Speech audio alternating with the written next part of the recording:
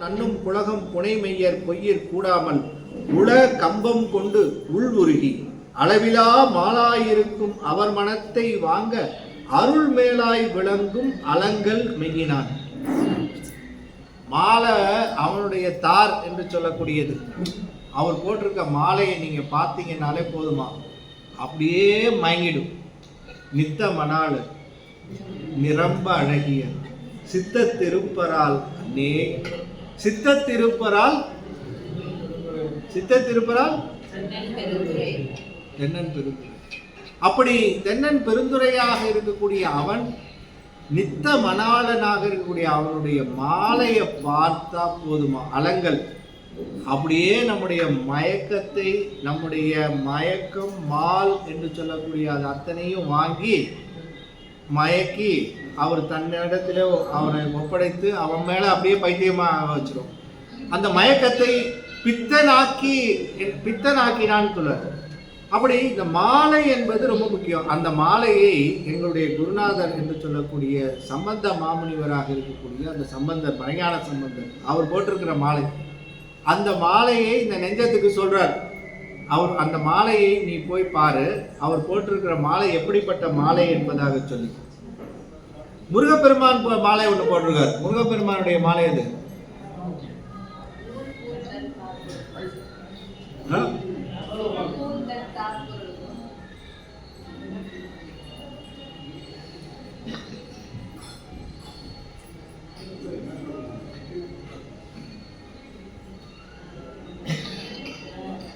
முருகப்பெருமான் போட்டிருக்கிற மாலை கடம்ப மலர். கடம்ப மலரை தாராக அணிந்தது முருகப்பெருமானுடைய அந்த நிலை. நாட்டத்தால் தென்னீர் அருவி விழ சிந்தை மயக்கம் தெளிந்து, சிந்தை மயக்கம் தெளிந்து அளவிலா மாலாய் இருக்கும் அவர் மனத்தை வாங்க. மயக்கம் தெளிந்து மாலாய் இருக்கும் அவர் மனத்தை வாங்க. ரெண்டு பாருங்க, ரெண்டு இடத்துல அங்க மயக்கம் தெளியுது, இங்க மயக்கம் வருது. உன்னீர்மை எய்தி ரோமமெல்லாம் நன்னும் புலகம் புனை மெய்யர் பொய்யிற் கூடாமல் உள கம்பம் கொண்டு. இந்த உல கம்பம் கொண்டு அப்படின்ற போது என்ன அந்த நிலை அப்படின்னு சொன்னா, அன்பு பெருக்கால் உள்ளம் நடுங்கி மனம் கசிந்து உருகி அளவிலா மாலாய் இருக்கும் எல்லையில்லாத அன்பு மயக்கம் கொண்டிருக்கும் அத்தகையவர் சிந்தனையை தன்பால் ஆக்கும் அருள் மேலாய் விளங்கும் அலங்கல் மெய்யின். திருவருளே மேலாக தோன்றி விளங்கும் மாலையை அணிந்த மெய்யை உடையவன். அவன் எப்படிப்பட்டவனா, அவனுக்கு மாலை எது? திருவருளே மாலை. இந்த திருவருள் என்ன பண்ணுன்னு சொன்னா, இதுவும் மயக்கத்தை செய்தான்.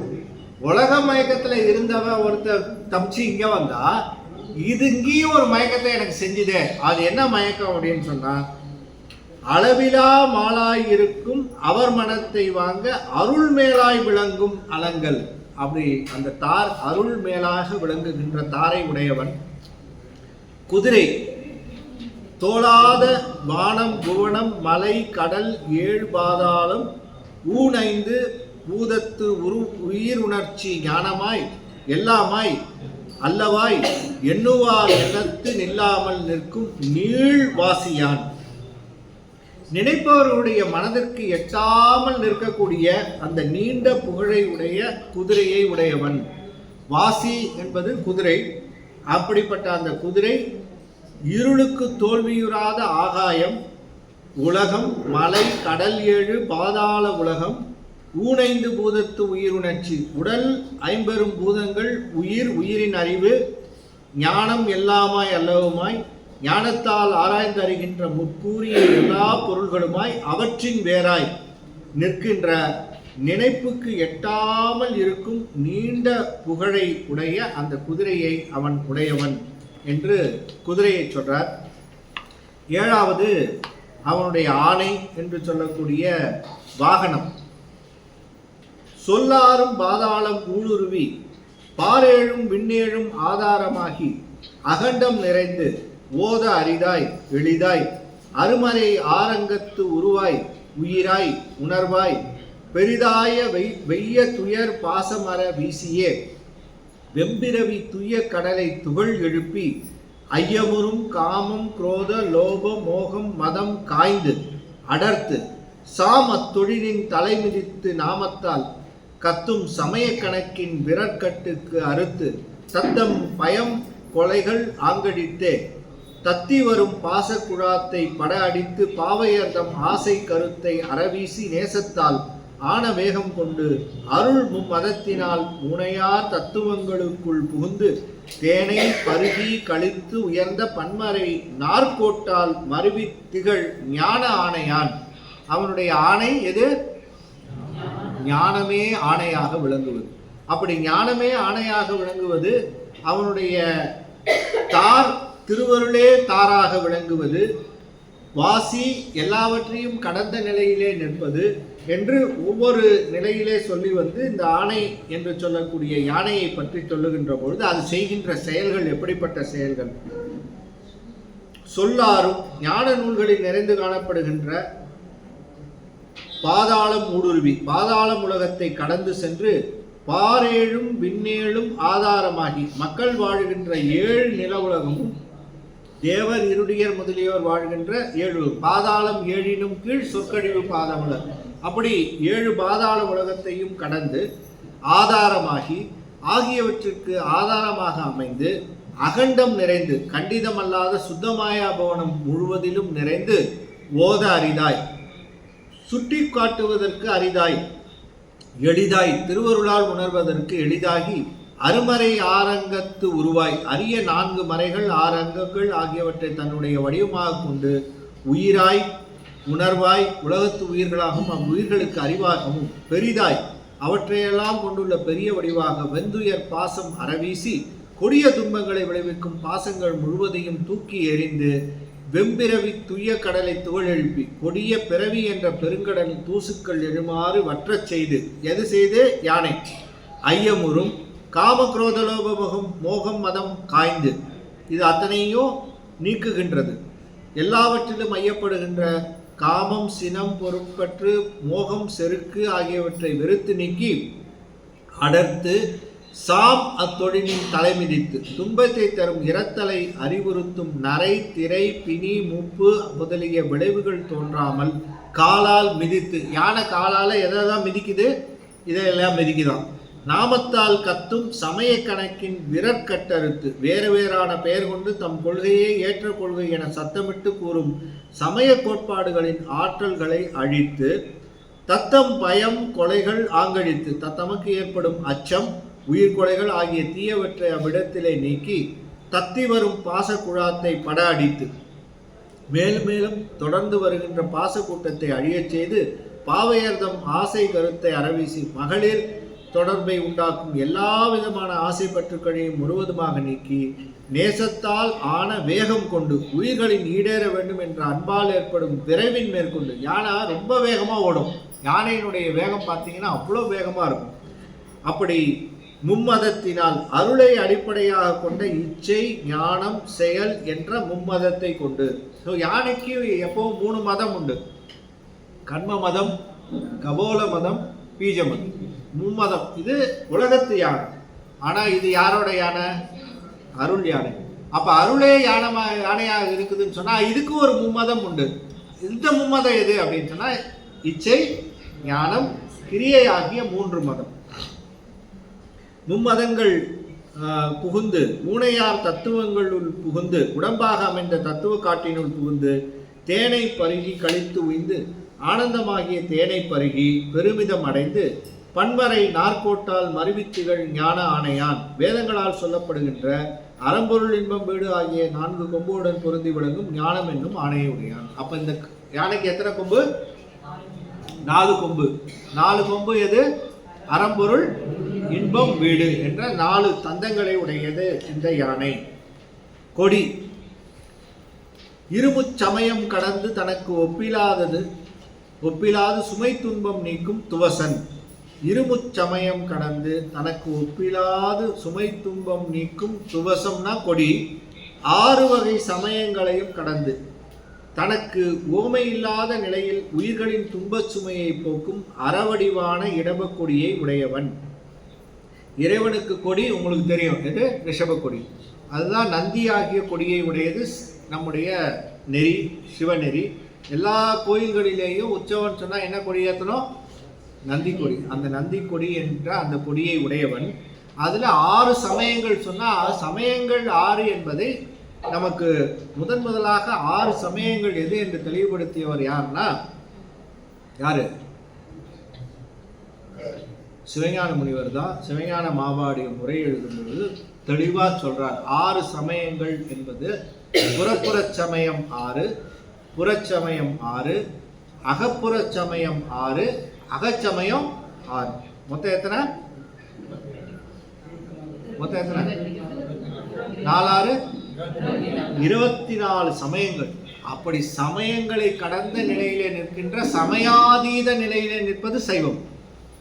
எல்லா சமயங்கள் கருத்துக்களையும் தன் அகத்திலே கொண்டு அத்தனை சமயங்களையும் கடந்து நிற்பது சைவம். அதனாலதான் சமய அதீத நிலை என்று சொல்லக்கூடிய சமயாதீத நிலை என்பது சைவத்திற்கு பேர். இப்ப கணபதியை வழிபடுகின்ற சமயம், சிவத்தை வழிபடுகின்ற சமயம், சக்தியை வழிபடுகின்ற சமயம், முருகனை வழிபடுகின்ற சமயம், இப்படி சமயங்களை பிரிச்சார் ஆதிசங்கரர். அது 6 சமயம் அப்படின்னு. 6 சமயம் சொன்ன உடனே அந்த காணாபத்தியம், கௌமாரம், சௌரம் அப்படின்னு சொல்லி அதில் போயிடாதீங்க. இது 6 சமயம்னு எங்கே வந்தாலும் இது புறச்சமயம், புறப்புற சமயம், அகச்சமயம், அகப்புற சமயங்கள் என்ற அந்த 6 சமயங்களைத்தான் சைவம் என்று சொல்லக்கூடிய நாம நெறியில நாம பயன்படுத்துறது அப்படிங்கிறத சிவஞான முனிவர் தான் நமக்கு முதலாக மாவாடியத்தில் அதை தெளிவுபடுத்துறார். கேளாம் புறன் அப்படின்னு. இப்போ இந்த கேளாம் புறன் என்பது எதில் நிற்கிது அப்படின்னு சொன்னால், புறச்சமயங்கள். புறன் என்று சொல்லக்கூடிய இந்த கேளாம்புரன், இந்த கேளாம்புரனை தான் அவர் பரபக்கமாக விரிச்சார் அருள்நந்தி சிவம். ஒரே சொல்லுதான் அந்த இதில், கேளாம் புறன்னாரு. அந்த கேளாம் புறன் என்பதற்கு விரிவு தான் அருள்நந்தி சிவம் பரபக்கம் அத்தனையும் அமைக்கிறார். மீதி அத்தனையும் சுபக்கத்தில் வருது. அப்போ எல்லா சமயங்களையும் கடந்த நிலையிலே நிற்பது சிவம்.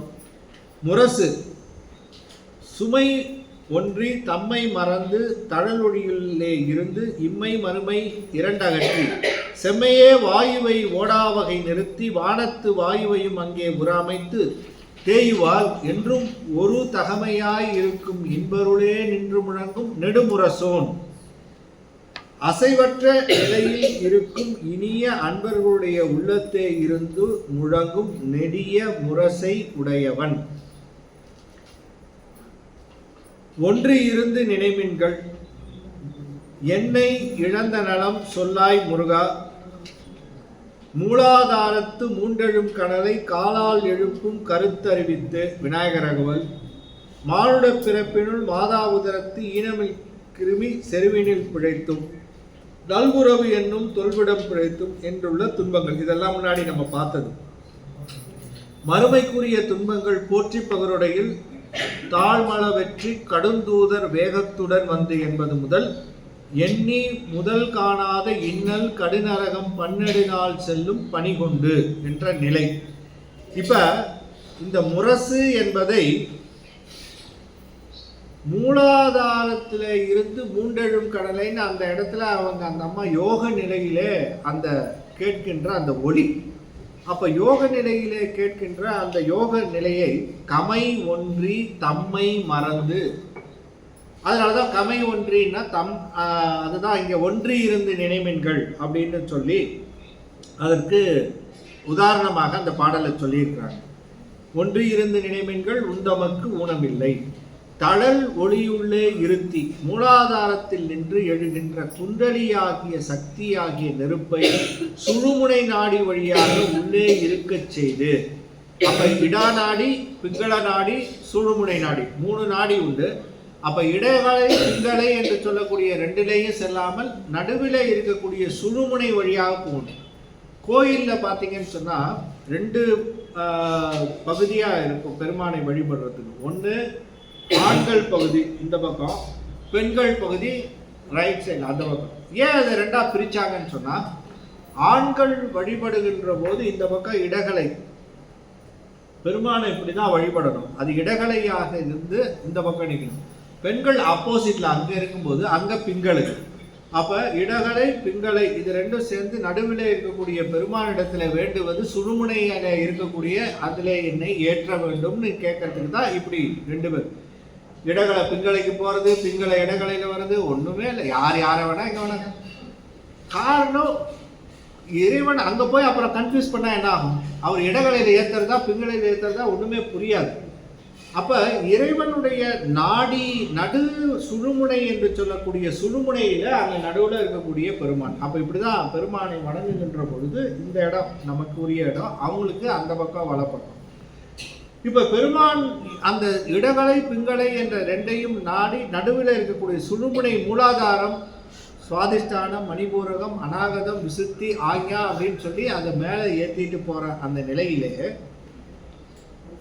மறுமை இரண்டும் அகற்றி இப்பிறப்பில் எடுத்துள்ள இப்பருவுடலின் அனுபவிக்கும் துன்பங்கள் மறுமையில் அனுபவிக்கும் துன்பம் ஆகியவற்றை நீக்கி செம்மையே வாயுவை ஓடா வகை நிறுத்தி செம்மையாக அமைந்த உள்ளே இருக்கும் பிராணவாயுவை வெளியே செல்லாமல் அங்கே தடுத்து நிறுத்தி வானத்து வாயுவையும் அங்கே அமைத்து வெளியில் உள்ள வாயுவை உள்ளே செல்லாமல் அங்கேயே தடுத்து நிறுத்தி தேயுவாள் என்றும் ஒரு தகமயம் முன் மூலாதாரத்தின் நின்று எழுந்து வந்த குண்டலி சக்தி ஆகிய நெருப்பினால் புருவ நடுவிற்கும் பிரம்மதந்திரத்திற்கும் இடையே உள்ள மதிமண்டலத்தை தாக்கி உண்டான அமுத பொழிவை யோகத்தால் அனுபவிக்கும் தகமை உடையதாய் அசைவற்ற நிலையில் இருக்கும் இனிய அன்பருடைய உள்ளத்தே இருக்கும் முழங்கும் நெடிய முரசை உடையோன்.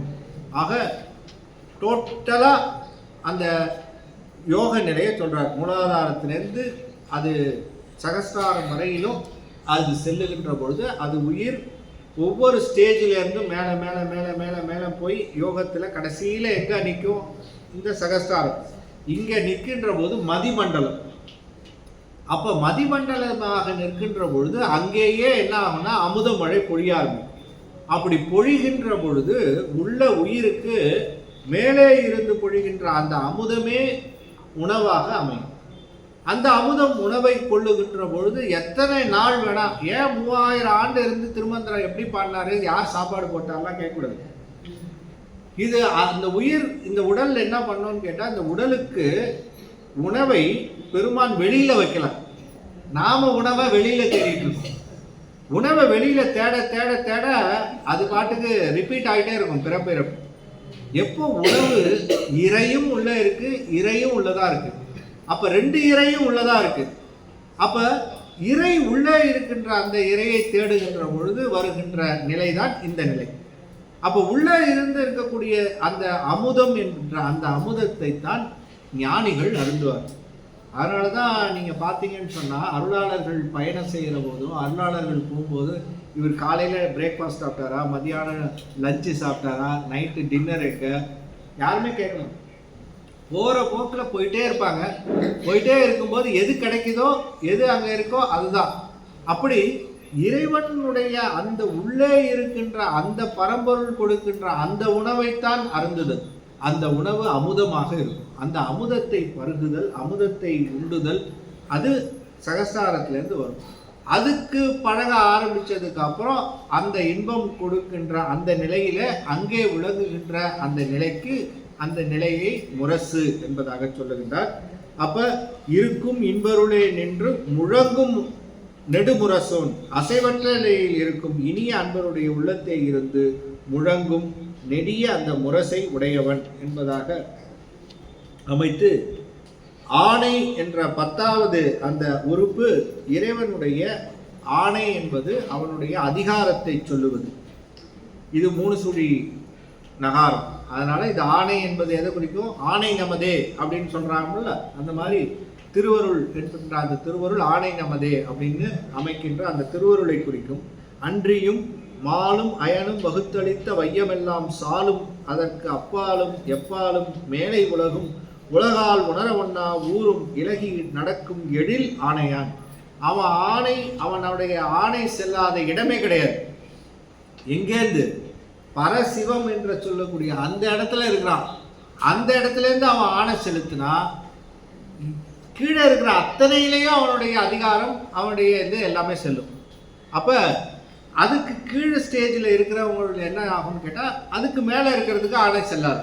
இப்போ அபரநாதம் அமரவிந்தில் ஒருத்தர் இருந்துக்கிட்டு ஆணை செலுத்தினா மேலே இருக்கிற பரநாதம் பரவிந்து இருக்கு, அதுக்கப்புறம் ஆதிசக்தி இருக்கு, அதுக்கப்புறம் ஆதிசிவன் ஆதிசக்தி இருக்கு, அதுக்கப்புறம் பரசிவன் பரசக்தி இருக்கு. இந்த இடத்துல ஆணை போகாது. அப்போ எந்த இடத்துல இருந்தால் எல்லா இடத்துக்கும் ஆணை போகும் அப்படின்னு சொன்னால் மேலே பரசிவம். அந்த பரசிவம் செலுத்துகின்ற ஆணை எல்லா இடங்களிலும் எல்லோருக்கும் பொதுவான ஆணை. அந்த ஆணை தான் உண்மையான ஆணை. அதுதான் சொல்றார் இங்க, மாலும் அயனும் வகுத்தளித்த வையமெல்லாம் சாலும் அதற்கு அப்பாலும் எப்பாலும் மேலை உலகும் உலகால் உணரவண்ணா ஊரும் இலகி நடக்கும் எழில் ஆணையான் என்று அந்த ஆணையை சொல்லி 9வது தலைப்பிலே இறைவனுடைய பெருமைகளை இப்ப சொல்ல தொடங்குகின்றார். அழகிறந்த காட்சியான், காட்சிக்கும் காணான், கலைஞான ஆட்சியான், ஆட்சிக்கும் ஆயினான், சூழ்ச்சியான், பாரும் திசையும் படரொளியாலே நிறைந்தான், தூரும் தலையுமிலா தோன்றலான், வேறாகி வித்தாகி வித்தின் விளைவாகி மேவுதனக்கு சத்தாதி பூதங்கள் தானாகி சுத்த வெறுவடியாய் பாழாய் வெறும் பாழுக்கு அப்பால் உருபொருளாய் நின்ற ஒருவன். இப்போ முன்னாடி படித்தோம் அந்த சார்ட்டை இங்கே சொல்கிறார், எங்கே நிற்கிறான் அவன் அப்படிங்கிறத. அதுதான் எண்ணறிந்த அந்த அழகிறந்த காட்சியான், எண்ணற்ற உயிர்களுக்கு அவற்றின் தகுதிக்கேற்ப காட்சி தந்து அருளுபவன், ஆட்பாளவர்க்கு அருளும் வண்ணமும் ஆதி மாண்பும் கேட்பான் புகில் அளவில்லை கிழக்க வேண்டாம். எவ்வளவுக்கு என்ன தேவையோ, யாருக்கு எப்படி வரணுமோ, எப்படி வந்தா அவனுக்கு தகுதியோ அப்படி வந்து கொடுப்பாங்க. அதுதான் நாவுக்கரசு பெருமான்னு சொன்னார், யார் ஒருவர் எப்படி நினைக்கிறார்களோ அவ்வண்ணத்திலே வந்து அப்படி அருள் செய்கின்ற நிலை. இப்படிதான் எனக்கு வரணும்னு ஒருத்தர் நினைச்சா அந்த நிலையில வந்து அருள் செய்வோம். ஸோ இறைவனுடைய கருணை எப்படிப்பட்டதுன்னா, நீங்க எப்படி வேணாலும் அந்த நிலையிலே வந்து அருள் செய்வது அவனுடைய நிலை. அப்படி வருகின்ற அவனுடைய தன்மையை காட்சிக்கு காணான், தன் முனைப்பால் காண்போருக்கு காட்சிக்கு வராதவன், கலைஞான ஆட்சியான், கலைகளையும் ஞானங்களையும் தன் அருள் ஆளுகைப்படி செலுத்துவான், ஆட்சிக்கும் ஆயினான், அடியார்களின் ஆளுகைக்கு தான் ஏவலாளன் ஆயினான், சூழ்ச்சியான், சூழ்ச்சியான் நுண்ணியான், பாரும் திசையும் படரொளியாக நிறைந்தான், எல்லா உலகங்களையும் திசைகளையும் தன் ஒளியாலே நிறைய செய்தவன், தூரும் தலையும் இலா தோன்றலான், முதலும் முடிவும் இல்லாமல் தானே தோன்றியவன், வேறாகி வித்தாகி வித்தின் விளைவாகி அனைத்து பொருளுக்கு வேறாகவும் அவற்றின் தோற்றத்திற்கு வித்தாகவும் அவ்வித்தின் வழியா உண்டாகும் விளைவாகவும் மேவு தனு சத்தாதி பூதங்கள் தானாகி கூறியவை பொருந்திய உடல் புலன்கள் பூதங்கள் ஆகியவளை விளங்குபவன், சுத்த வெறுவெளியாய் பாழாய் வெறும் பாழுக்கு அப்பால் வரும் பொருளாய் நின்ற ஒரு அபரவிந்து அபரநாதம் பரவிந்து பரநாதம் ஆகியவற்றை கடந்து சென்று உயிர்கூட்டங்கள் அடைவதற்கான பொருளாக நிலை பெற்றுள்ள ஒப்பற்றவன். அப்ப எல்லா சுத்தமாயை கடந்து நின்று அதற்கு அப்பாலே நிற்கக்கூடிய அவன் 10வது தலைப்பிலே ஞான ஆசிரியர், பொறியிலியேன் வெம்பும் பிறவி இயலை வீழாமல் வீடளித்த சம்பந்த மாமுனியன் தம்பிரான், அம்புவியோர் போற்றும் திருவடியன் புந்தலை மேல் பொறித்தோன், ஏற்றிற் புறத்தமைந்த எங்கோமான், சாற்றுவார் சாற்றும் பொருளான், தனி முதல்வன் தானல்லான், வேற்றின்பம் இல்லா விளங்கொழியான், போற்றும் குருவேடமாகி குணங்குறி ஒன்றில்லா பெருவேடமாய் நிறந்த பெம்மான், கருவேடம் கட்டு முறுக்கு கட்டறுத்தான் கற்றவர் வாழ் தில்லையான், எட்டுபவர்க்கு எட்டா இயல்பினான். இது அத்தனையும் குருவுக்கும் பொருந்தும், சிவத்துக்கும் பொருந்தும். ஆனால் இப்போ சொல்றது யார? ஞானாசிரியர். ஞானாசிரியனை சொல்லும் பொழுது நீங்கள் இதை சிவத்துக்கும் எடுத்துக்கலாம், ஞானாசிரியனுக்கு எடுத்துக்கலாம். அப்படியே சிவத்தினுடைய இலக்கணங்கள் எங்கள் சம்பந்த மாமுனிவனாக இருக்கக்கூடிய அந்த ஞானாசிரியனுக்கு உண்டு அப்படிங்கிறத இங்கே நிறுவுகின்றார். அப்போ குருவே சிவம், குருவும் சிவமும் வேறு அல்ல. எனக்கு வந்த இந்த குரு, அந்த குருவை இடமாக கொண்டு ஆவேசித்து, பேய் வடிவாக நின்று ஆவேசித்துன்னு நம்ம மெய்கண்டார் சொல்லுவோம். அப்போ ஆவேசித்தல் என்பதாக சொல்லுகின்ற போது சிவம் அந்த ஆன்மாவிலே இருந்து ஆவேசிக்கும். அப்படி ஆவேசிக்கின்ற பொழுது அந்த ஆன்மாவே அப்போ சிவமாக விளங்கும். போயிட்டா அந்த பேய் பிடிச்சது விலகிடுச்சுன்னு சொன்னால் நான் யாரை பண்ணேன் என்ன பண்ணேன் ஒன்றுமே தெரியாது. அப்போ அந்த ஆன்மாவை இடமாக கொண்டு, அது அந்த ஆன்மா தகுதி உடையதாக இருந்தால் தான் அதை அந்த இடமாக கொள்வார். இல்லைன்னு சொன்னால் அந்த இடத்துல போய் அவர் உட்காருவாரா குருவாக வரத்துக்கு? அப்போ சம்பந்த மாமுனிவன் இடத்துல குருவாக சிவம் வந்து அங்கே தங்கி ஆவேசித்து அது குருவாகவே இருந்தது. அந்த நிலை சிவமாகவே மாறிய நிலையிலே எனக்கு அருள் செய்தது அப்படிங்கிறது எனக்கு தெரியுதுன்றார். இப்போ அதை வெளிப்படுத்துறார். அதை வெளிப்படுத்துறது எப்படி படுத்துறாருன்னா, அந்த ஞானாசிரியனே சிவம் என்பதாக சொல்லும் முகமாக இந்த சிவம்தான் அதை இடமாக கொண்டு எனக்கு செய்த உபகாரம். என்ன செஞ்சுதான், பொறியிலியேன் வெம்பும் பிறவி இயலை வீழாமல் நல்வினை இல்லாதேன் கொடுமையான பிறவிக்கடலில் விழுந்து விடாமல் வீடளித்த சம்பந்த மாமுனி என் தம்பிரான் வீடு வேற்றை தந்தருளி சம்பந்த மாமுனிவர் மறைஞான சம்பந்தர் ஆகிய அடியார்களின் தலைவன் அம்புவியோர் போற்றும் திருவடி சிறந்த உலகில் உள்ளோர் போற்றி புகழும் திருவடிகளை என் புன்தலை மேல் பொறித்தோம். அப்ப சம்பந்த முனிவர் இறைவன் அந்த ஞானாசிரியர் என்ன பண்ணாரு, உமாபதி சிவத்தினுடைய அந்த தலையில திருவடி தீட்சை செய்யும். இந்த திருவடி தீட்சை செய்யும்போது அது அந்த தலையை வெறும் தலை சொல்லலை. என்னுடைய தலை எப்படிப்பட்ட தலையா, புன்தலைன்னு. இந்த தலை எப்படிப்பட்ட தலைன்னு சொன்னா புன்தலை மேல் பொறித்தோன் அடியேனுடைய தலையின் மீது பதித்து வைத்தோன் ஏற்றின் புறத்தமைந்த எங்கோமான் ஆனேராகிய விடையின் மீது அமர்ந்துள்ள எங்கள் தலைவன் சாற்றுவார் சாற்றும் பொருளான் கற்றறிந்தோர் புகழ்ந்து பாராட்டும் புகழ்ச்சி பொருளாக உள்ளவன் தனி முதல்வன் ஒப்பற்ற தலைவன் தானல்லான் வேற்றின்பம் இல்லா விளங்கொழியான் திருவருள் பெற்றவர்களுக்கு தான் அல்லாமல் வேறு இன்பம் அளிக்கும் பொருள் இல்லாத நிலையில் விளங்கும் ஒளிவடிவாய் உள்ளவன் குரு வேடமாகி குரு வடிவம் கொண்டு குணம் குறி ஒன்றும் இல்லா ஏனைய உயிர்களைப் போல குணமோ அடையாளமோ ஒன்றும் இல்லாத போற்றும் பெருவேடமாய் நிறைந்த பெம்மான் அடியார்களால் போற்றப்படும் ஞான திருவேடத்துடன் எங்கும் நிறைந்திருக்கும் பெருமையை உடையவன் கருவேடம் காட்டும் உருக்கட்டறுத்தான் தாய் வயிற்றில் கருவில் தங்கி பிறக்கும் கட்டை அறுத்தவன். அப்ப அந்த தாயினுடைய கருவில புகாமல் காத்து அருளுதல் வேண்டும், இன்னொரு பிறப்பு வந்துடக்கூடாது. அப்படி நம்முடைய பட்டினத்தாரும் ரொம்ப அற்புதமா சொல்றாரு, இன்னொரு தாயினுடைய கருப்பையில் வாராமற் கா. என்ன பாட்டது? கருப்பையில் வாராமற் கா.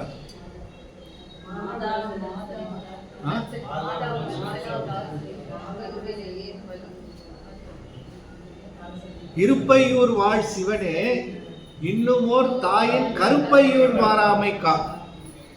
அப்ப இன்னொரு தாயினுடைய கருப்பைக்குள்ள வாராமை. இப்ப ஸ்டார்டிங் ட்ரபிளே தான். பாட்டோட கடைசி பகுதி ஞாபகம். முதல் பகுதி என்னன்னு கேட்டா தகராறு. திருக்குறள்ல முடிகிற பகுதி சொல்லிட்டு ஆரம்ப சொல்லு அப்படின்னு சொன்னா இல்லை, எத்தனை ஆரம்ப சொல்லி முடிக்க சொன்னா முடிச்சிடலாம், முடிச்சு ஆரம்பத்துக்கு போறது ரொம்ப.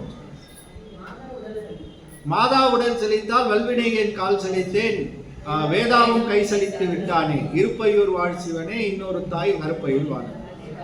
இப்ப அந்த தாயினுடைய கருப்பையில் வாராமல் காரணம் என்ன அர்த்தம்னா, இன்னொரு பிறப்பு எனக்கு வரக்கூடாது. அப்ப அந்த பிறப்பை நீக்கிட்டான்.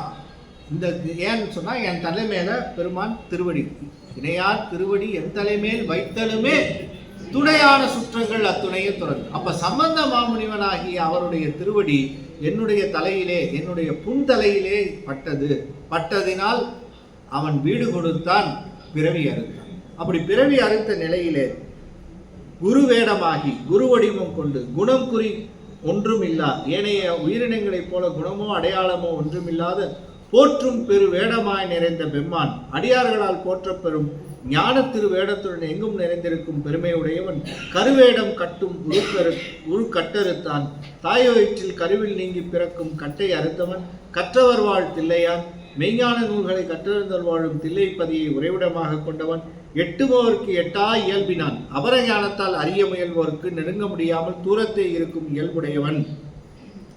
அப்படி இருக்கக்கூடிய அவன் ஞான குருவின் பவனி பயனும் மட்டவிழ்த்தார் வானோன் பவனி வரக் கண்டு வல்வினையேன் ஏனோரும் ஏத்துதல் கண்டு ஏத்தினேன் தான் என்னை பார்த்தான், பழைய வினை பஞ்சமல கொத்தையெல்லாம் நீத்தான், நினைவு வேறாக்கினான், ஏத்தறிய 96 பயில் தொக்கின் துவக்கு அறுத்தான், கண்ணூறு தேனமுதம் காட்டினான், வெந்நீரும் வேடமும் பூசையுமே மெய் என்றான், பொய் என்றான் மாடையும் வாழ்க்கையும் மனையுமே, நாடறிய அஞ்செழுத்தின் உள்ளீடு அறிவித்தான், அஞ்செழுத்தை நெஞ்செழுத்தி நேய மயலாக்கி, அஞ்செழுத்தை உச்சரிக்கும் கேண்மை உணர்த்தி, அதில் உச்சரிப்பு வச்சரிக்கும் அந்த வழியாக்கி, அச்சமரச் சென்று விளக்கை எழத்தூண்டி, செஞ்சுடரின் ஒன்றி ஒரு விளக்கின் உள்ளொழியாய், நின்ற பெருவிளக்கின் பேரொழியாய், உள்ளே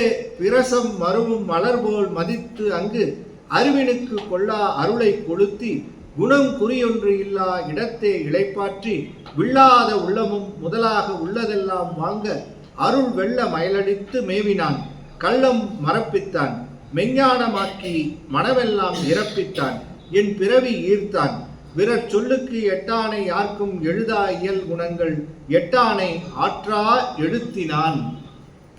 எவ்வளவு சொல்றார் பாருங்க, அடிக்கிட்டு போறார். ஞான குருவை பார்த்தவுடன், அந்த ஞான குரு அருள் செய்தவுடன் தனக்கு ஏற்பட்ட அனுபவங்கள் அது என்ன ஆச்சு. மட்ட விழ்த்தார் வானோன் பவனி வரக்கண்டு, தேன் வெளிப்படும் கொன்றை மாலை இந்த மேலாகிய குருநாதர் உலா வருவதை கண்ணார கண்டு, வல்வினை ஏனோரும் ஏத்துதல் கண்டு ஏத்தினி. எல்லோரும் குருநாதர் வராரு, அவர் பவனி வரார், போய் பார்க்கலாம் வாங்க அப்படின்னு சொன்னபோது 10ஓட 11 நானும் தான் போனேன்.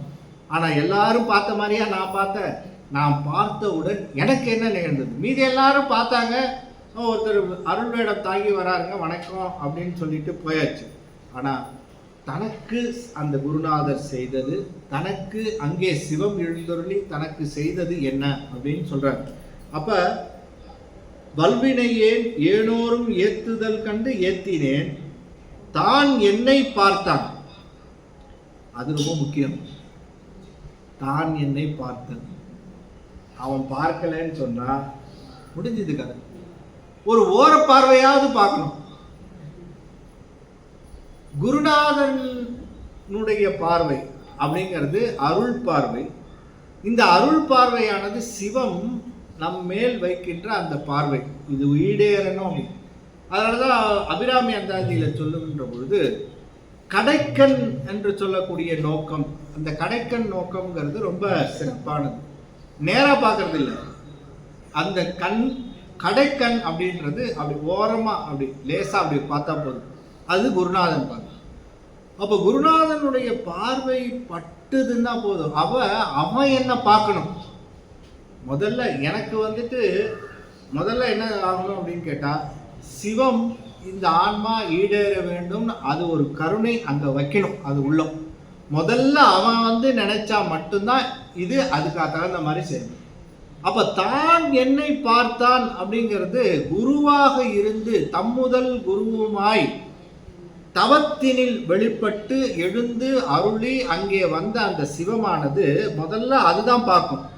அப்படி அது பார்க்கின்ற பொழுது இந்த உயிரானது அது காட்ட காணுதல். அப்ப காட்டுதல் தான் முதல்ல நிகழும், அப்புறம் தான் காணுதல் நிகழும். காட்டும் உபகாரம் முதல்ல இருக்கும், அப்புறம் காணும் உபகாரம். அப்ப காட்டும் உபகாரம் அப்படின்ற நிலையில அது பார்க்கணும். அது பார்த்தா மட்டும்தான் நாம பார்க்க முடியும். நீ எதெல்லாம் பார்க்குறியோ, நாம நினைச்சிட்டு இருக்கோம் எல்லாத்தையும் பார்க்குறோம், எல்லாத்தையும் பேசுறோம், எல்லாத்தையும். நான் எதை பேசணும், எதை பார்க்கணும், எது வரையிலும் தெரியணும் அப்படிங்கிறது அவர் கொடுக்குற அளவு. நம்ம அளவு எப்படிப்பட்ட அளவுன்னா, அவர் எவ்வளவு காட்டுறாரோ அவ்வளோதான் பார்க்க முடியும். அதுக்கு மேலே ஏறிச்சு பார்க்குறேன்னு என்ன முடிச்சாலும் சுட்டு போட்டாலும் வராது. சில பேருக்கு அல்ஜீப்ரா சுட்டு போட்டாலும் வராது. ஏன்னா அந்த அளவு தான் வச்சிருக்காரு. அல்ஜீப்ராவா அப்படின்னா உடனே இந்த பக்கம் ஒரு 10 கிலோமீட்டர் அந்த பக்கம் ஓடுவாங்க. எனக்கு அல்ஜீப்ராவுக்கு எனக்கு மேக்ஸே இல்லாத சப்ஜெக்ட் எது அப்படின்னு ஒரு கணக்கெடுத்து அதை பார்த்து அந்த பக்கமா ஏன் சார் அல்ஜீப்ரா வரல, அவன் பார்க்கல. அந்த மாதிரி உலகத்தில் இருக்கக்கூடிய எதை அனுபவிக்க வேண்டும், எவ்வளவு அனுபவிக்க வேண்டும், எப்படி அனுபவிக்கணும், எந்த இடத்துல அனுபவிக்கணும், டோட்டலாக கால்குலேட் பண்ணி செய்ய மாட்டேன். நீங்கள் வேற யார்ட்டையோ போய் நின்றுக்கிட்டு கஷ்டப்பட்டு வேதனைப்பட்டு மாற்றுனா மாற்றவே முடியாது. ஒரே ஆள் சேஞ்ச் பண்ணக்கூடியவர் யாருன்னா சிவபெருமான் மட்டும்தான். அவர்கிட்ட போய் பெட்டிஷன் போட்டு அவர்கிட்ட வச்சோன்னு சொன்னால் டோட்டலாக மாற்றிடுவார், யாருக்குமே தெரியாமல் மாற்றுவார். அற்புதமாக ஸ்டோர்ஜரி பண்ணார். உங்கள் கணக்கு அத்தனையும் நேராக அழகாக இருக்கக்கூடிய கணக்கு தாறுமாறாக இருக்கிறது எல்லாத்தையும் அப்படியே ஒற்றி ஒற்றி ஒற்றி நீக்கி நீக்கி நீக்கி அட்ஜஸ்ட் பண்ணி மாற்றக்கூடியவர் தான் ஒற்றீசர்.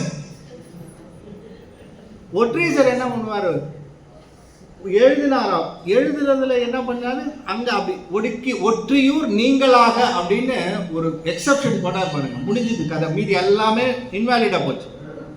மேலே இருக்கிற அத்தனைக்கும் வேலிடு, ஆனால் எதுக்கு மட்டும் வேலிட் இல்லை, ஒற்றியூருக்கு மட்டும் வேலிட் இல்லைன்னு எழுதிட்டார். ஒற்றியூர் நீங்களாக, நீ என்னதான் போட்டுக்கிட்டாலும் ஒற்றியூர் நீங்களாக, அது எக்ஸப்ஷனில் வந்துடும்.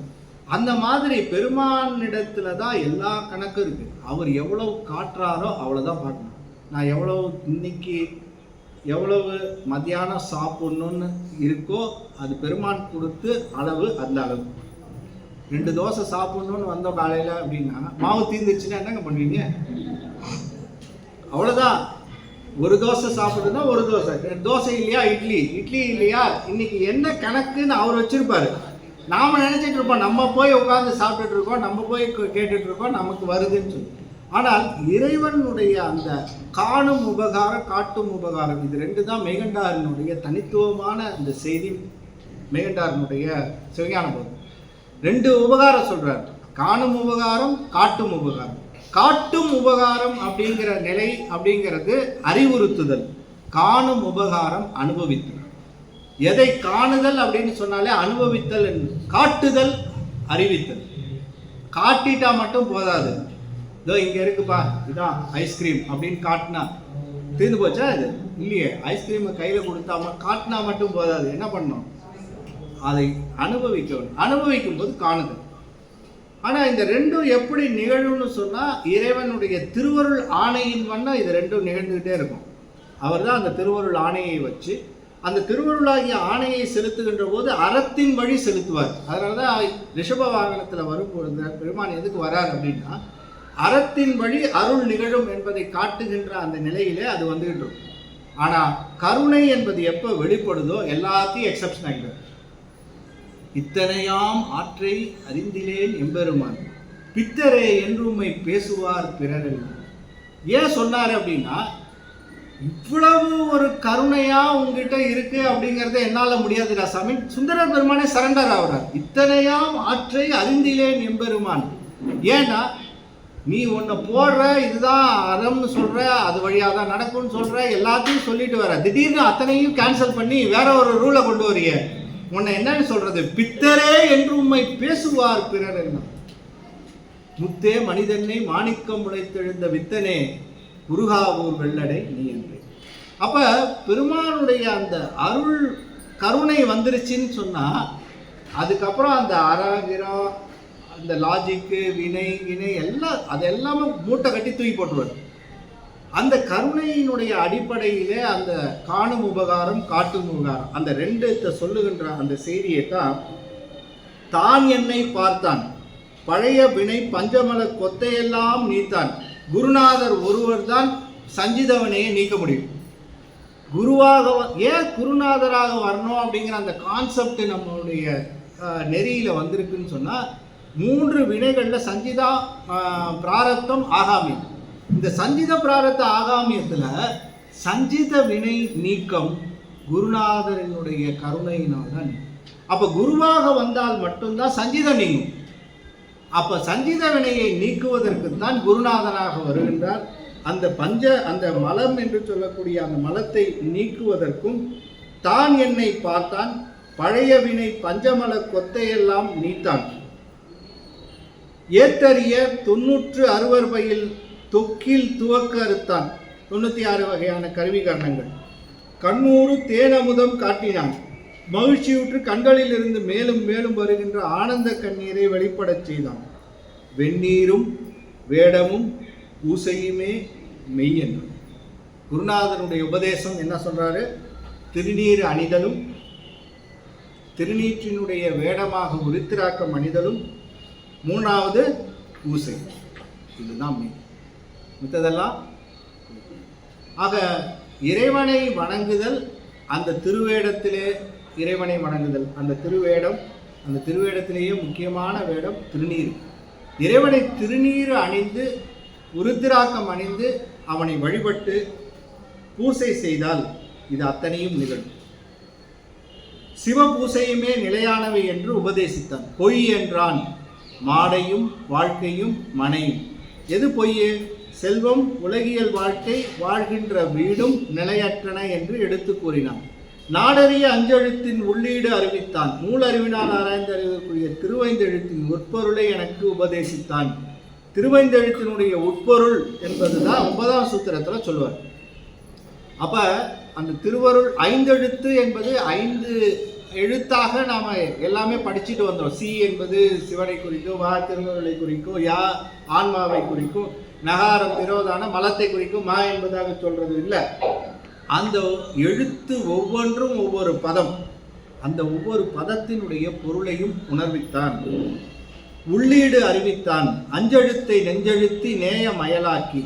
ஆக அந்த அஞ்செழுத்து தான் நமக்கு எல்லாவற்றுக்கும் அது எப்படி நிற்குது? அஞ்செழுத்து புனை என்று சொல்லக்கூடிய நிலையில நிற்கும். அந்த புனையை பிடித்து 5 எழுத்து மந்திரமாக கணிக்கும் தொடர்பினை உணர்த்தி அதில் உச்சரிப்பு வச்சிருக்கும் அந்த வழியாக்கி அந்த எழுத்தை கணிக்கும் போது எங்கெங்கெல்லாம் வைக்கணும்? புருவ நடுவில் சீயையும், கழுத்தில வகரமும், இதயத்திலே யகரமும், நாபியிலே நகரமும், மூலாதாரத்தில் மகரமும் ஆகிய 5 இடங்களில் வைத்து கூறும் முறையில் அவ்வழியில் அமைத்து அச்சமர மனசஞ்சலத்தா உண்டாகும் அச்சத்தை அகற்றி சென்று விளக்கை எழத் தூண்டி அச்சம் அகன்றதும் ஞானத்தால் உயிரினுள் சென்று உள்ளொளி எழுமாறு தூண்டி செஞ்சுடரின் ஒன்றி உள்ளொளியின் தொடர்பால் தோன்றிய செம்மையான திருவாசி ஒளியுடன் ஒன்றி ஒரு விளக்கின் உள்ளொளியாய் ஒப்பற்ற விளக்காக உள்ள திருவாசி ஒளியின் ஒளியான தீப ஒளியாகி நின்ற பெருவிளக்கின் பேரொளியாய் உள்ளே தீப ஒளியாய் நின்ற பெருவிளக்கின் உள்ளே கணற்பொறி நிற ஒளியாக அமைந்து பிரசம் மருவும் மலர் போல் மதித்து தேனை தன்னகத்தை அடக்கிய தாமரை மலரை போல ஒளிகள் ஒன்றினுள் ஒன்றே அடங்கி இருப்பது மதிக்க பெற்று அங்கு அறிவின் உருக்கொள்ள அருளை கொளுத்தி திருவருள் நோக்கம் உண்டாகும் அவ்விடத்தில் பாவனையால் செய்யாமல் மாயாதேகம் கொண்டும் செய்யாமல் ஞானத்தால் திருவருளை அறிவுறுத்தி. இப்போ எதனால் திருவருள் அறிவுறுத்தினார் குருன்னா? ஞானத்தினால் அறிவுறுத்துதல். உடம்பால இல்லை, அவருடைய ஞானத்தால் இல்லை, இறைவனுடைய பதிஞானத்தினால் அறிவுறுத்துதல். திருவருள் நோக்கம் உண்டாகும் அவ்விடத்தில் பாவனையால் செய்யாமல் மாயாதேகம் கொண்டும் செய்யாமல் ஞானத்தால் திருவருளை அறிவுறுத்தி குணம் குறி ஒன்றும் இல்லா இடத்தே இளைப்பாரி குணமும் குற்றமும் இல்லாத பெருவழியில் இளைப்பாறும் செய்து வில்லாத உள்ளம் முதலாக உள்ளது எல்லாம் கூறவியலாத முறையில் என் உயிர் உடல் பொருள் ஆகியவற்றை எல்லாம் வாங்க அருள்வெல்ல மயலடித்து மேவினான். தன்னுடையவனாக ஆக்கி பேரொருள் வெள்ளத்தில் பேரின்ப மயக்கத்தில் மூழ்கச் செய்து 2 கலந்தான். உடல் பொருள் ஆவி இது 3 என்னிடத்திலே அவன் வாங்கி சொல்றார் இல்லையா? அன்றே என்ற ஆவியும் உடலும் பொருளும் உடைமை எல்லாமும் குன்றே அணையா என்னை ஆட்கொண்ட போதே ஒன்றிலையோ அப்படிங்கிற அந்த கருத்தை தான் இங்க சொல்றாங்க. மெஞ்ஞானமாக்கி மனமெல்லாம் இறப்பித்தார். மெய்யுணர்வு பெருமாறு செய்து மனம் முதலிய கருவிகளை எல்லாம் உலகில் செயல்பாடுகளில் மறக்கச் செய்தான். என் பிறவி ஈர்த்தான், என் பிறவி வேரை அறுத்தான். விரல் சொல்லுக்கு எட்டானை, ஆற்றல் மிக்க சொற்களாலும் எடுத்து கூற முடியாதவன்.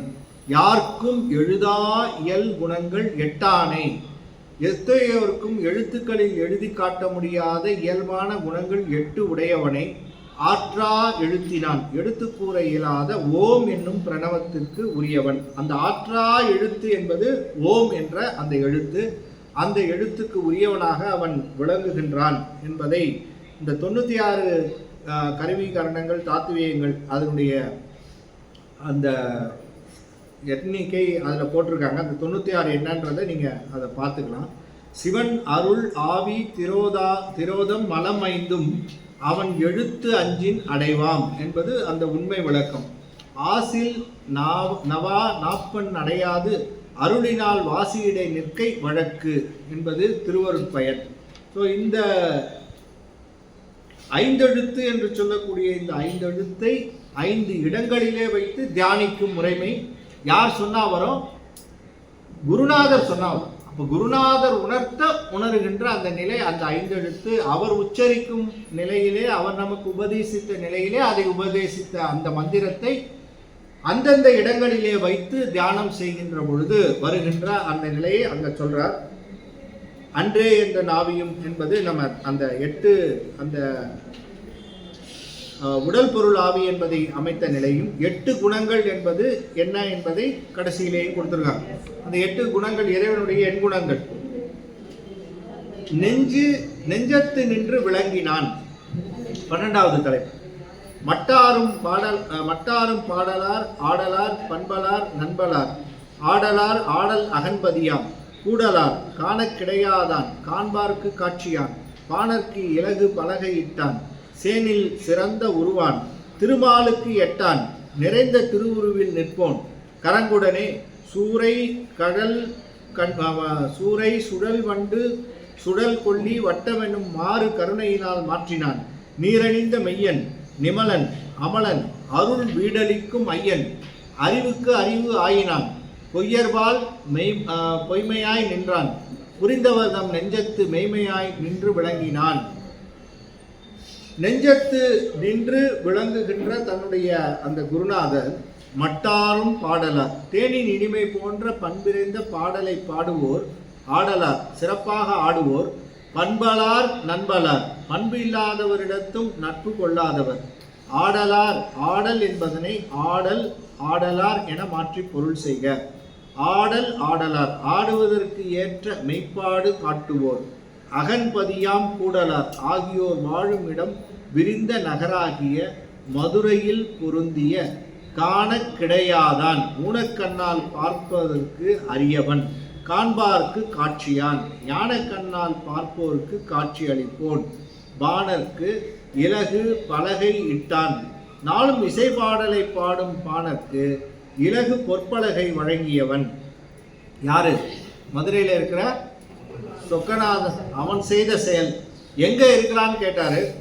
அதை சொல்றார். மட்டாரும் பாடலார் ஆடலார் நண்பலார் ஆடல் ஆடலார் அகன்பதியாம் கூடலார். கூடல் மதுரை இலங்கு குருமணியாக விளங்கக்கூடிய அந்த பெருமான் காண்பார்க்கு காட்சியான், ஞானக்கண்ணால் பார்ப்பவருக்கு காட்சியாக இருக்கக்கூடியவன்.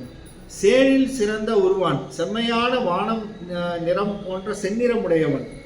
திருமாலுக்கு எட்டான், நிறைந்த திருவுருவில் நிற்போன், எங்கும் நிறைந்த ஞான பேருருவில் நிலையாக உள்ளவன். கரங்குடனே சூறை சுழல் வண்டு சுழல் கொல்லி வட்டம் எனுமாறு கருணையினால் மாற்றினான். காற்றாடி சுழல் காற்று சுழல் வண்டு சுழற்றும் கொல்லி வட்டம் ஆகியவற்றைப் போல வினையினால் மாறி மாறி பிறந்து வரும் பிறப்பு சுழற்சியை தன் கருணையினால் மாற்றியவன். ஒரு பிறப்பு சுழற்சியை சொல்றதுக்கு எத்தனை உதாரணம் போறாரு. ஒரு பிறப்பு சுழற்சி என்பது கரங்குடனே சூறை சுழல் வண்டு சுழல் கொல்லி வட்டம் எனுமாறு கருணையினால் மாற்றினான். காத்தாடி எப்படி சுத்துது அந்த மாதிரி பிறப்பு நமக்கு சுழற்சி. சுழல் காற்று சுழல் காற்று எப்படி பார்த்துருக்கீங்கல்ல, அந்த சுழல் காற்று மாதிரி அது பார்த்தீங்கன்னு சொன்னால் நம்முடைய பிறப்பு இறப்பு அப்படிதான் இருக்கு. சுழல் வண்டு சுழற்றும் கொல்லி வட்டம் ஆகியவற்றைப் போல வினையினால் மாறி மாறி பிறந்து வரும் பிறப்பு சுழற்சியான். நீரணிந்த மெய்யன், தன்னை வழிபடுவோரின் வினை அழிக்கத்தான் நீரணிந்து உடலினான். நிமலன் அமலன், இயல்பாகவே பாசங்களில் நீங்கியவன் மலமற்றவன். அருள் வீடு அளிக்கும் ஐயன், திருவருள் மேலிட்டால் அடியார்களுக்கு வீடு வேற்றை அளிக்கும் தலைவன்.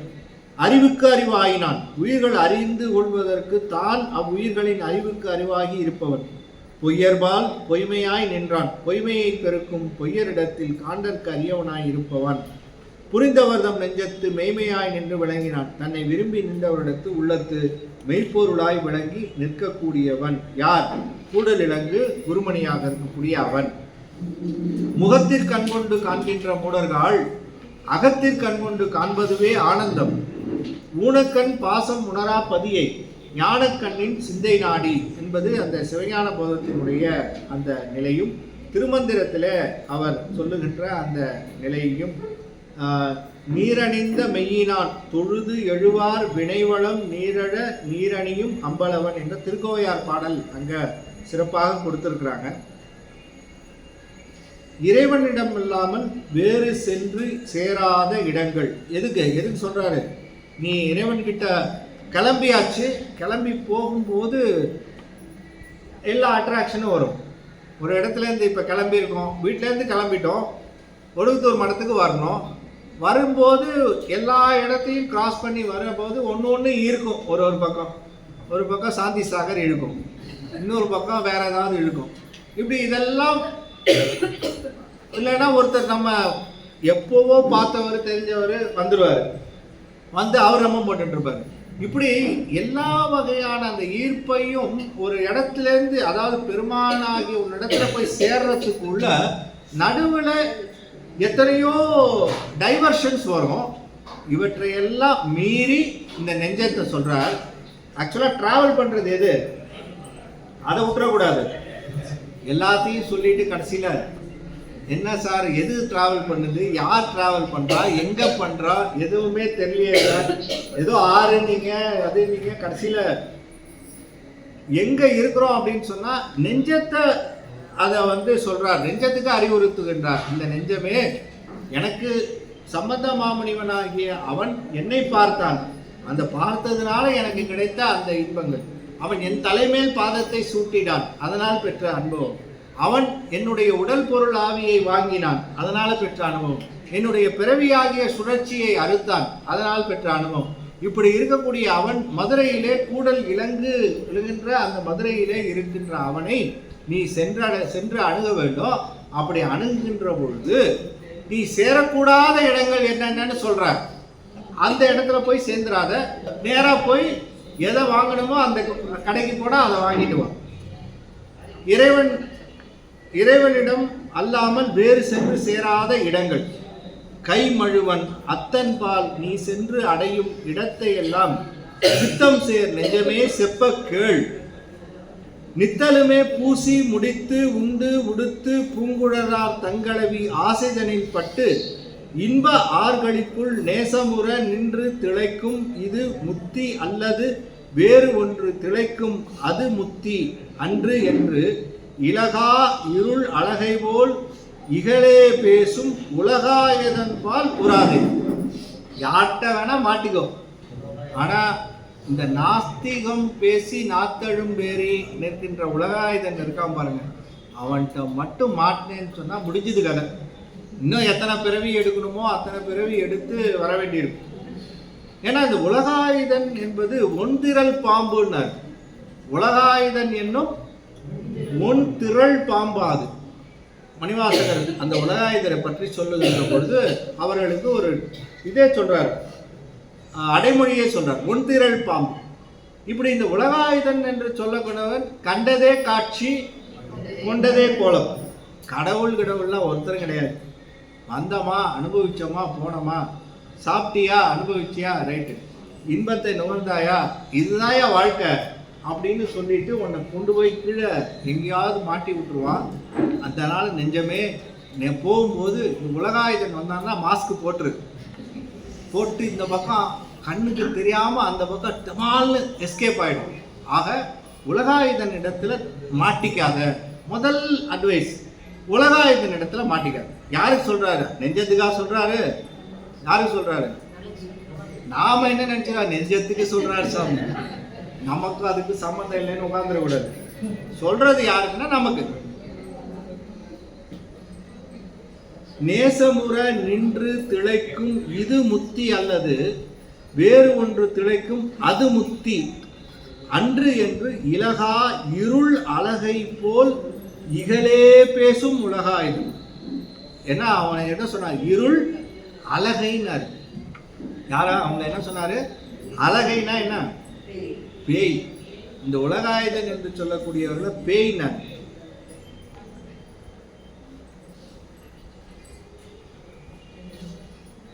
பலகாலும் தாம் பிரமம் கண்டவர் போல் தம்மை கண்டு ஆங்கதுவே நான் பிரமம் என்பவர் பால் நன்னாது. அடுத்தது நான் தான் கடவுள். எல்லாம் என்கிட்ட வாங்க, டிக்கெட் 1000 ரூபாய். கடவுள் எங்க? கடவுள்னா நான் தான் ஏன் கடவுள்? கடவுள்னு ஒருத்தர் இருக்காரா? என்கிட்ட வாங்க, நான் உங்களுக்கு இந்த மந்திரம் சொல்லித்தரேன், அந்த மந்திரம் சொல்றேன் அப்படின்னு சொல்லி. எப்ப? இது மாணிக்கவாசகர் காலத்திலேருந்தே அவரே சொல்லிட்டார். அப்பத்திலேருந்தே இது நடந்துட்டு இருக்கு. இந்த குரூப் என்னவோ இப்பதான் புதுசா வந்ததுலாம் கிடையாது. என்னைக்கு கடவுள் உண்டுன்னு ஒரு கொள்கை ஆரம்பிச்சதோ அன்னைக்கே கடவுள் இல்லைங்கிற கொள்கையும் பேரலா ஆரம்பிக்குது. அதனாலதான் எது இருக்குன்னு சொன்னாலும் அது இல்லை அப்படிங்கிறது உடனே ஆரம்பிச்சிடும். எது இல்லைன்னு சொன்னாலும் அது இருக்குன்னு சொல்றது உடனே அந்த இடத்துல ஆரம்பிக்கும். இப்ப ரெண்டு, ஒன்னு இருக்கு ஒன்னு இல்லை அப்படிங்கிறது சைமல்டேனியஸா வர்றது. ஒன்னு இருக்குன்னு சொல்லிட்டு அதுக்கப்புறம் இல்லைங்கிறதெல்லாம் ஆரம்பிக்கிறது. அப்ப இந்த ரெண்டு நிலை, உண்டு இல்லை, உண்டு இல்லை, வேறுபாடு இருக்கக்கூடிய அந்த நிலை எப்பவுமே இருந்துகிட்டு இருக்கும். இந்த பிரம்மம் என்று சொல்லக்கூடியது நானே பிரம்மம், நானே கடவுள்னு சொல்றான் பாரு. அப்படியே நீ போயிட்டே இருக்கும்போது இந்த குரூப் வரும். அப்படி வர்ற போது ட்ரை டு எஸ்கேப், அவங்க கிட்ட மாட்டிக்காது. நானே கடவுள்னு யார் சொல்றானோ அவன் கடவுள் இல்லைங்கிறது சத்தியம் அப்படிங்கிறது சொல்றாரு. எந்த ஒரு கடவுளும் நான் தான் கடவுள்னு சொல்லிக்குமா? ஐடென்டிஃபை பண்ணிக்கிறதுக்கு ஒரு கடவுள் முன்னாடி நின்று நான் தாண்டா கடவுள் அப்படின்னா அது கடவுள். நின்னாலே அது கடவுள்னு காலில் விழணும். சம்பந்த மாமுனிவனை பார்த்த உடனே காலில் விழுந்தார் அவர், குரு அப்படின்னு பார்த்தவர். அப்ப ஒரு உண்மையான சுயரூபமான பொருள் வந்துருச்சுன்னு சொன்னா அதை அறிவுறுத்த தேவையில்லை. இதுதான் இது என்ன தன்னை அறிவுறுத்திக்காது. அப்படி நிற்கக்கூடியது எதுவோ அது சிவம். அப்படி இருக்கக்கூடிய நிலையில தன்னை கடவுள் என்பதாக யார் சொல்லுகின்றார்களோ அவர்கள் பின் சென்று விடாதே நெஞ்சமே அப்படின்னு சொல்றார். பலகாலும் தாம் பிரமம் கண்டவர் போல் தம்மை கண்டு ஆங்கதுவே நான் பிரமம் என்பவர்வால் நன்னாதே ஊந்தனக்கு கொன்று இடுவது எல்லாம் கொலையல்ல என்று குறித்து என்றும் அறமே தெய்வம் என்று என்று என்று வென்றி பொறையே என்னும் புத்தன் பொல்லாத புன்சொல் இறையே விரும்பி வீழாதே. அடுத்தது பௌத்தர்கள் என்று சொல்லக்கூடிய இந்த பௌத்த மதம், இந்த பௌத்தர்களுடைய கொள்கை, அந்த கொள்கையில ஊன் தனக்கு கொன்று இடுவது எல்லாம் கொலை அல்ல என்று குறித்து என்றும் அறமே தெய்வம் என்று வென்றி பொறையே என்னும் புத்தன் பொல்லாத புன்சொல் மிறையே விரும்பி விழாதே. இவங்க சொல்லுகின்ற அந்த கொள்கை என்று சொல்லக்கூடிய கொள்கையில என்ன சொல்றாங்கன்னா, இன்னொரு உயிரை கொலை செய்வது என்னது? அப்ப என்ன அர்த்தம்? we are non vegetarian சொல்றான். அப்படி அது சொல்லிக்கிறதுக்கு அசைவம் நாங்க சாப்பிட்றோம், அதுக்கு ஒரு ஈடுகட்டுறதுக்கு இப்படி சொல்லிக்கிறது. சாப்பிட்றதுன்னு ஒத்துக்கிய அது என்ன இது செஞ்சா இப்படி இல்லை, அது அப்படி இல்லைன்னு ஒரு காரியெல்லாம் கற்பித்து சொல்லிக்கிட்டு அதுக்கு காரண காரியம் சொல்லிட்டு இருக்கான். கொன்று இடுவதெல்லாம் கொலையல்ல என்று குறித்து என்றும் அறமே தெய்வம். அப்ப அறமே தெய்வமா? கொன்று இடுதல் அப்படிங்கிறது அது செஞ்சா பாவம் இல்லை. இப்படி இருக்கிற கொள்கை புத்த மதம். பொல்லாத புன்சொல் மிறையே விரும்பி வீழாதே நிறைமேவி வாழ்பவர் போல் மண்ணுடம்பில் மண்ணும் ரோமம் பறித்து தாழ்வு நினையாது துகில்தான் அகற்றி ஆழ்விக்கும் அஞ்சும் அகற்றும் அது முத்தி என்னும் என்று உரைக்கும் வஞ்சமனம் பாழி மறுவாதே. அப்படியே போனா சமன் பள்ளி என்று சொல்லக்கூடிய அந்த பாழி வரும். தயவு செஞ்சு அந்த அங்க நம்ம நாவுக்கரசர் அப்படியே போயிட்டு இருந்தார். வாங்க உள்ள வாங்க, ஒரு கொஞ்சம் ஏதாவது சாப்பிட்டு போங்கன்னு உள்ள இழுத்தவன் தான். முடிஞ்சது கதை. போனவர் தான் தர்மசேனாக பட்டம் பெற்று அங்கேயே பெரிய ஆள் ஆயிட்டார். அந்த மாதிரி ஏற்கனவே எங்ககிட்ட ஸ்டோரி இருக்கு. அதனால நிஜமே நீ இந்த சமன்பாழி வழியா போகும்போது மட்டும் அவங்க எப்படி அப்படின்னா, அவங்களுடைய கொள்கை ரோமத்தை பீத்தல், தலைமயிரை ஷேவ் பண்ணுறதுலாம் கிடையாது, அப்படியே தானாக பீத்து எடுத்தல். அப்புறம் ரெண்டாவது நிறைமேவி வாழ்பவர் போல் மண்ணுடம்பில் மண்ணும் ரோமம் பறித்து தாழ்வு நினையாது துகில்தான் அகற்றி. திகம்பர சைனர் இது எப்படின்னா ஆடை இல்லாதவர்கள். அது எல்லாமே இந்த உலகமே எங்களுக்கு ஆடைன்னு சொல்லிட்டு அது திகம்பர சைனர்களாக விளங்கக்கூடிய அவர்கள். ரோமம் பறித்தல், ஆடை அகற்றுதல், அஞ்சும் அகற்றும், பஞ்சகந்தம் என்று சொல்லக்கூடிய அஞ்சும், அந்த அஞ்சும் கழன்றா முத்தி, அதுதான் அவங்களுடைய முத்தி கான்செப்ட். இப்படி முத்தி கான்செப்டையே குளறுபடியாக வைத்திருக்கக்கூடிய சமணர்களிடத்திலே அந்த பாழிக்கு அருகிலே சென்று விடாதே. செஞ்சொல் புனை ஆதி மறை ஓதி அதன் பயன் ஒன்றும் அறியா வேதியர் சொல் மெய் என்று மேவாதே. ஆதி மறை ஓதி அதன் பயன் ஒன்றும் அறியாத, இது யாருங்க?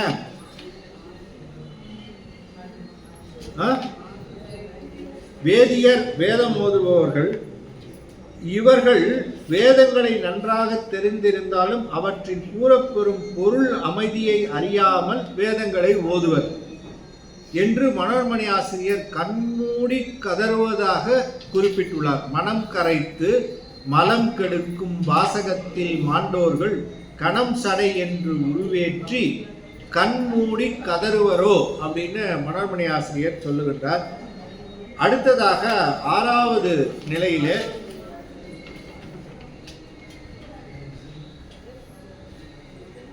ஆதியின் மேல் உற்ற திருநீரும் சிவாலயமும் உள்ளத்து செற்ற புலையர்பால் செல்லாதே. திருநீரு சைவ சின்னம் திருமுண்டம் தீட்ட மாட்டாது அஞ்சுவார் அவரை கண்டால் அஞ்சனா அம்மனாம் அஞ்சுமாறே என்றார் மணிவாசக பெருமார். ஆகவே திருநீரு அணிவோரையும் சிவாலய வழிபாட்டை இகழ்வோரையும் அவர்களை புலையர் என்பதாக சொல்லி அவர்களிடத்திலே நீ சென்று விடாதே என்று சொல்லி, நற்றவம் சேர் வேடமுடன் பூசை அருள் மெஞ்ஞானம் இல்லாத மூடருடன் கூடி முயங்காதே. அடியார் திருவேடம் அந்த உயர்ந்த நிலையை காட்டுவது. வாக்கு மனாதீதமாய் நின்ற பரம்பொருள் உலகத்தார் தன்னை அறியும்படி கருணை செய்து தனது வேடமாகிய திருநீறு கண்டிகை முதலிய வடிவத்தை கொண்டு அடியார்விடத்தில் நின்று விளங்குதலால் திருவேடத்தை மதித்தல், சிவபூசை செய்தல், மெஞ்ஞானம் ஆகியவற்றை பின்பற்றாத மூடர் என்பதாக சொல்லி, நீட அழித்து பிறப்பது அறியாது அரணை பழித்து திரிபவரை பாராது. நீட அழித்து நெடுங்காலமாக பேரொழி காலம் முதல் ஒடுக்கி, அழித்து ஒடுக்கி, பிறப்பது மீண்டும் பிறக்க செய்தல் அறியாது, அவ்வாறு செய்வதை அறியாமல் பிறந்து இறந்து வருகின்ற சிறு தெய்வங்களையே மதித்து மற்றைய தெய்வங்கள் வேதனைப்படும், இறக்கும், பிறக்கும் என்பது சிவஞான சித்தியார். ஆகவே செத்து பிறக்கின்ற தெய்வங்கள் என்று சொல்லுகின்ற குமரகுருபரர் அரண், பசுக்களுக்கு பாசங்களை அரித்தலால் அரண். ஆகவே நீட அழித்து பிறப்பது அறியாது அரணை பழித்து திரிபவரை பாராதே. இப்ப சிவபெருமான பழி சொல்பவரிடத்திலே சேராதே என்று சொல்லி இந்த மாதிரி 8 இடங்கள் கடந்து செல்லணும். இந்த 8 இடங்களை நீ கடந்து நீ வந்துட்டேன்னா தப்பிச்சேன்னு அர்த்தம். ஆனால் தப்பிக்க முடியுமா? இந்த 8க்குள்ள இங்கேயும் அங்கேயும் யாராவது ஒருத்தர் இழுத்துறாங்க, ஏதாவது ஒன்றில் போயிடுறோமே அப்படிங்கிற அந்த நிலைகளை எல்லாம் கடந்து வந்தவர்கள் தான் சைவ சித்தாந்த நெறியிலே இருக்கும். அதுதான் அந்த தெளிவை ஏற்படுத்தும். சைவ சித்தாந்தம் ஏன் படிக்கிறோம் அப்படின்னு சொன்னால், இந்த மாதிரி எத்தனையோ கருத்துக்கள், எத்தனையோ கொள்கைகளை கொண்டு வந்து அது பார்த்தா பாலிஷ்டாக ரொம்ப சிறப்பாக இருக்கும். கேட்கும்போது பார்த்தீங்கன்னா ரொம்ப அட்ராக்டிவாக இருக்கும். அந்த அட்ராக்டிவாக இருக்கக்கூடிய அது கொள்கை உண்மையான கொள்கையான்னு நினச்சி உள்ளே போயிடக்கூடாது அப்படின்னு சொன்னால், அது உண்மையான கொள்கையா என்பதை தராசிலே நிலைநிறுத்துவதற்கு சைவ சித்தாந்தம் படித்தோன்னு சொன்னால் நமக்கு அந்த தெளிவும் அந்த உறுதியும் இருக்கும். வேறு எந்த கொள்கையும் ஏற்றுக்க மாட்டோம், வேறு எங்கேயும் சேர மாட்டோம். இந்த மாதிரி 8 இடங்களை தாண்டி வர்றதுங்கிறது நமக்கெல்லாம் சாதாரணம். அதை 8 தாண்டி வந்தவங்க தான் நீங்கள் தான். அப்படி இந்த சைவ பாட வகுப்பிலே சைவத்தை நம்ம படித்து இந்த சைவத்தை எல்லாம் கேட்கணும்னு சொல்லி வந்திருக்கின்ற அத்தனை பேரும் நீங்கள் இதெல்லாம் கடந்து இதை முறியடித்து இதுதான் சிவநெறி என்பதாக உங்களை யாரும் இனிமேல் எதுவும் பண்ண முடியாது. நீங்கள் என்ன பண்ணணும், உங்கள் கூட இருக்கிறவங்களுக்கு, இங்கே வராதவங்களுக்கு அதை அறிவுறுத்தி அவர்களும் அதில் செல்லாமல் இருப்பார். கிளை கிளையாக போகணும். அப்படி இங்கே வந்திருக்கின்ற ஒவ்வொருவரும் 100 பேருக்கு சமம் அப்படின்னு சொன்னால், நீங்கள் எத்தனையோ பேரை வழி நடத்துறீங்க. நீங்கள் எத்தனையோ பேரிடத்திலே இந்த சைவ சித்தாந்த வகுப்பை கேட்டதை சொல்கிறீங்க. அதுதான் அதனுடைய பயன். நாம மட்டும் இதனால பயனடைகிறதுல எந்த விதமான இதுவும் இல்லை. நாம கேட்டது மட்டுமல்லாமல் இன்னொருவர்களுக்கு அதை பகிர்ந்து சொல்லணும். அதுதான் நம்முடைய வழி, நம்முடைய முறை, அந்த நெறி. ஆக இந்த சைவ சித்தாந்த நெறியை உணர்த்துவது எதற்குன்னு சொன்னால், மீண்டும் மீண்டும் பிறந்து இறந்து வருகின்ற நெறிகள் எத்தனையோ ஒன்றிலே போய் மாட்டி உழலாமல் இந்த உயிர்களை நெறிப்படுத்தி சைவ சித்தாந்த நெறியிலே செலுத்துகின்ற அந்த பயன் நமக்கு பெரும் புண்ணியத்தை விளைவிக்கும். ஆகையினால இந்த சைவ சித்தாந்த நெறியை நீங்கள் மட்டும் இல்லாமல் வீட்டில் இருக்கிறவங்களுக்கும் நீங்கள் போய் இன்னைக்கு நடந்த செய்தி இதுதான் இந்த நெஞ்சு விடு தூதில் சொன்னாங்க, இப்படி இருக்கு அப்படிங்கிறத அந்த ஒரு நெஞ்சமானது எப்படி மாட்டாமல் போகுதோ அந்த மாதிரி நாம் இத்தனை பேர் 8 பேரை நாம் கடந்து செல்ல வேண்டியதாக இருக்குது அப்படிங்கிறத உங்களுடைய குழந்தைகளுக்கும் உங்களை சார்ந்தவர்களுக்கும் நீங்கள் சொல்லி அதை நிலைநிறுத்த வேண்டும் என்பது தான் சைவ சித்தாந்த வகுப்பு பாட வகுப்பினுடைய பயன். 14வது தலைப்பு தூது. விழித்து அருளை தந்து எம்மை ஆண்டருளும் சம்பந்த மாமுனிவன் அந்தமிலா அப்பாலாய் நின்றோன் எந்தை பிரான் வீற்றிருக்கும் ஓலக்கம் எய்தி அடி வீழ்த்தி இறைஞ்சி போற்றி சயசெய போற்றி என ஆர்த்த கரி அன்று உரித்தாய் நின் பவனி ஆதரித்தார் எல்லோரும் வென்றி மதன் அம்பு பட வீழ்வாரோ நின்றிடந்து நில்லாத செல்வம் நிலை என்று உனை நீங்கி கொல்லாதரகில் புகுவாரோ பல்லோரும் கத்தும் சமய கணக்கில் படுவாரோ சித்தம் பலகால் திகைப்பாரோ முத்தம் பொருத நகை மடவார் புன்கலவி இன்பம் மருவி மயங்கி வருவாரோ இருபொழுதும் நாள் 27 நவகிரகமும் நலியும் கோள் இது என்று எண்ணி குறிப்பாரோ வேலை எரித்த விழியாய் நின் இன்பக் கடற்கே தரித்து மதி மறந்த தையல் வருத்தமெல்லாம் தீராய் என்று உரைத்து செங்கமல பூத்திருந்தாள் தாராய் என பலகால் தாழ்ந்திரஞ்சி ஏறாரும் பூங்கொன்றை வாங்கி புகழ்ந்து புரி நெஞ்சமே ஈங்கொன்ற வாராய் இனி. விழித்து அருளை தந்து திருவருள் நோக்கால் திருவருளை வழங்கி ஆண்டருளும் சம்பந்த மாமுனிவர் எம்மை ஆண்டு கொண்டு திருவருள் புரியும் மறைஞான சம்பந்தர் என்னும் பெரிய முனிவர் அந்தம் கடந்து அப்பாலாய் நின்றோன் இறுதி இல்லாமல் அனைத்து தத்துவங்களையும் கடந்து அதற்கு அப்பாலாய் உள்ளவன் எந்தை பிரான் எம் ஞான தந்தையாகிய தலைவன் வீற்றிருக்கும் ஓலக்கம் அடியார் குழாம் சூழ பலருக்கும் அருள் புரியும் வண்ணம் வீற்றிருக்கும் நாள் ஓலக்கம் என்னும் திருக்காட்சியிடத்தை அடைந்து அடிவீழ்ந்து இறஞ்சி போற்றி சயசெய போற்றி என கண்டதும் திருவடியில் வீழ்ந்து வணங்கி திருவடிக்கு வணக்கம் ஞான வெற்றி மேல் வெற்றி உண்டாகுக திருவடிக்கு வணக்கம் என்று கூறி ஆர்த்த கரி அன்று உரித்தாய் ஆரவாரத்துடன் வந்த கயாசுரன் என்னும் யானையை அன்று தேவர்கள் வேண்ட தோலை உரித்து